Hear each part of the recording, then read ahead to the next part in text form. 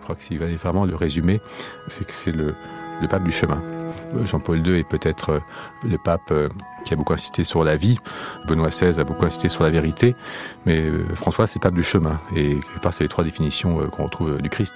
C'est un pape qui nous a permis de nous accompagner pastoralement à travers ce grand changement d'époque que son pontificat a suivi. Alors que l'Église s'apprête à rendre hommage au pape François, nous vous proposons de découvrir le récit de 4 envoyés spéciaux de la Croix qui ont tour à tour couvert son pontificat. Dans ce podcast, ils dressent le portrait d'un pape proche des fidèles, parfois contesté, mais déterminé, malgré les obstacles, à réformer les codes et les usages au Vatican. Bonjour, je m'appelle Sébastien Maillard, j'ai été l'envoyé spécial permanent de la Croix au Vatican de 2013 à 2016. Et je vais vous raconter dans cet épisode mon interview du pape François, une interview exclusive, en France en tous les cas, puisque un pape d'ordinaire ne donne pas d'interview à la presse, ses prédécesseurs l'avaient très très peu fait, et là c'était vraiment la grande interview exclusive qu'il accordait à notre journal, et la première fois à un média français.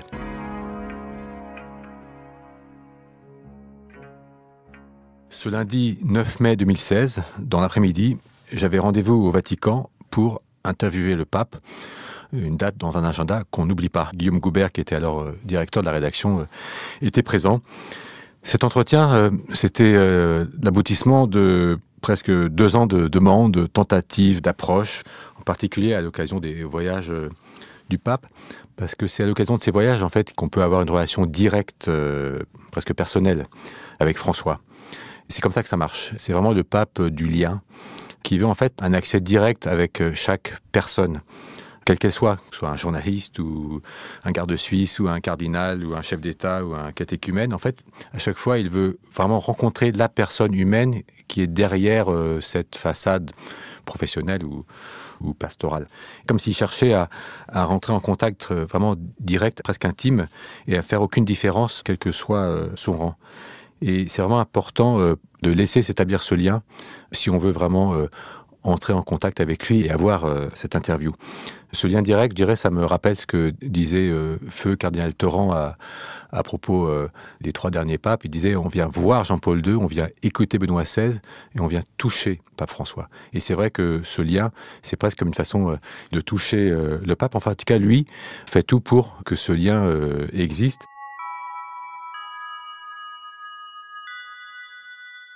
Ce qui m'avait le plus frappé quand il m'a donné rendez-vous pour cette interview, c'était dans un des vols retour d'un de ses voyages, et il me dit en italien je t'appelle.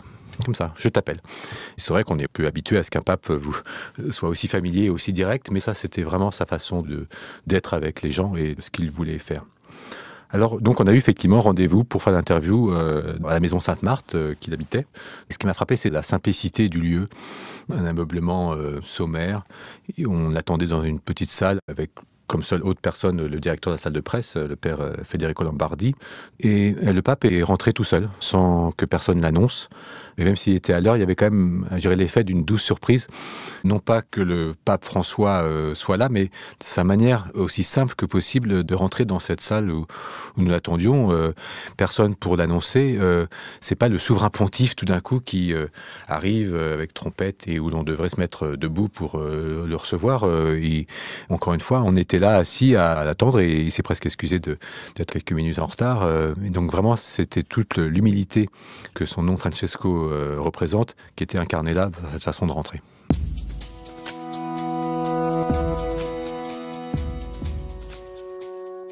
Il avait demandé à connaître en avance nos questions pour s'y préparer.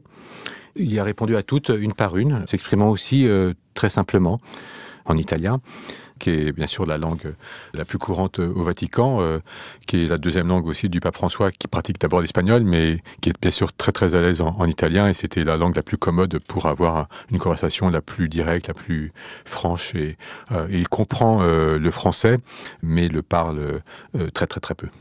Mais vraiment, tout de suite, s'est installé, on était assis sur des canapés, comme dans un salon autour de lui, et quelqu'un dit c'est le pape avec qui on oublie qu'on est avec le pape.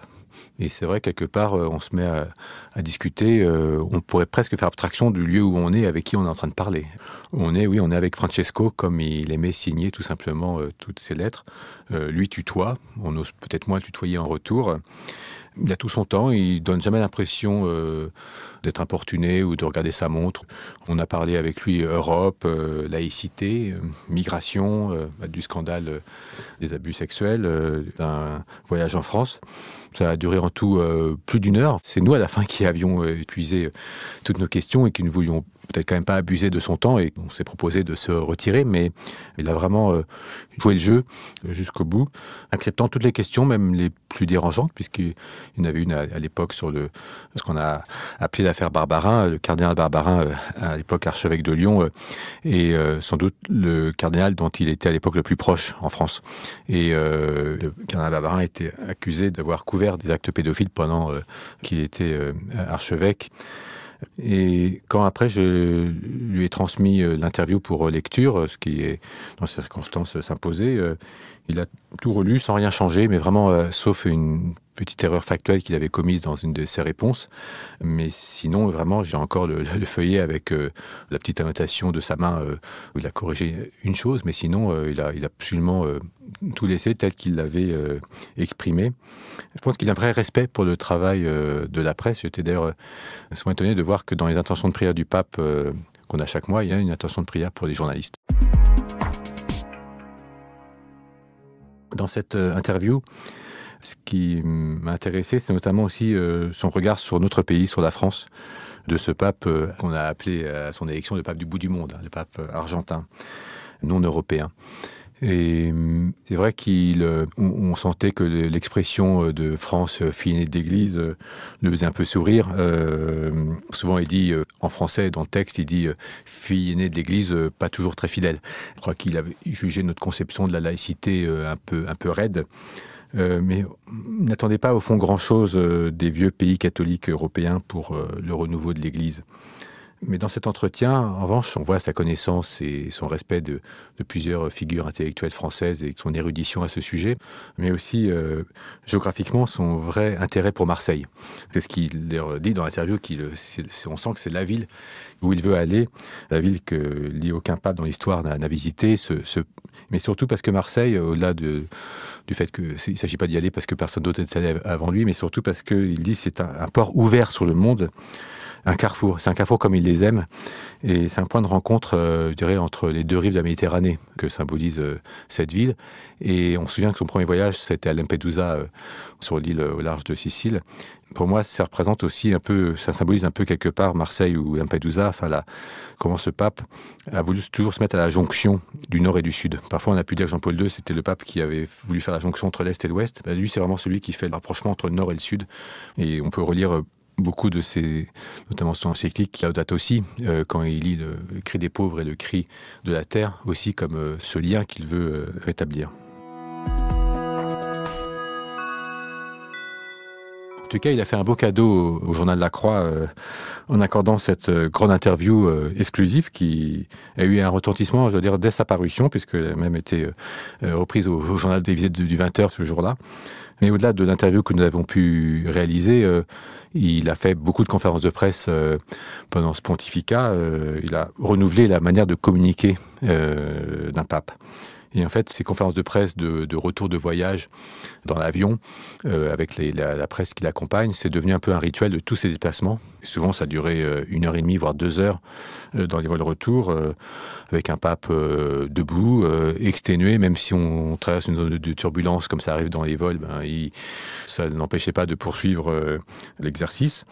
Prenant vraiment toutes les questions en direct comme elles viennent. En fait, il se risquait à cet exercice, il répondait à tout sans filtre, improvisant ses réponses. Ça a d'ailleurs pu lui jouer des tours, mais vraiment, ça correspondait beaucoup aussi à sa façon d'être, c'est-à-dire à réfléchir à voix haute devant nous, sans crainte peut-être même de se tromper.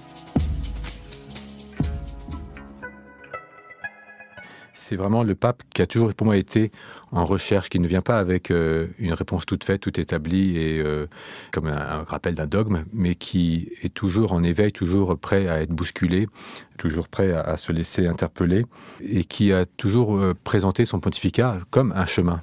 On dit souvent que l'Église est en pèlerinage sur terre, mais lui-même, quelque part, son pontificat incarne ce chemin, in camino, comme on dit en italien.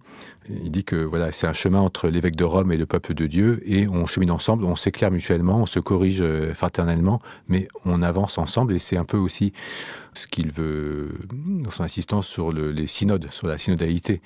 Synode, ça veut dire chemin, étymologiquement, et donc le fait qu'il veuille comme ça nous embarquer avec lui, lui au milieu, lui parfois en tête, lui parfois derrière, mais toujours comme ce troupeau qui est souvent dans l'image biblique, c'est on chemine, on avance, et ça permet de passer d'un temps à l'autre, et je pense que c'est vraiment ainsi le pape qui a accompagné ce chemin, qui a accompagné un changement d'époque pendant ce pontificat. Je crois que s'il fallait vraiment le résumer, c'est que c'est le pape du chemin. Jean-Paul II est peut-être le pape qui a beaucoup insisté sur la vie. Benoît XVI a beaucoup insisté sur la vérité. Mais François, c'est le pape du chemin. Et quelque part, c'est les trois définitions qu'on retrouve du Christ. C'est un pape qui nous a permis de nous accompagner pastoralement à travers ce grand changement d'époque que son pontificat a suivi.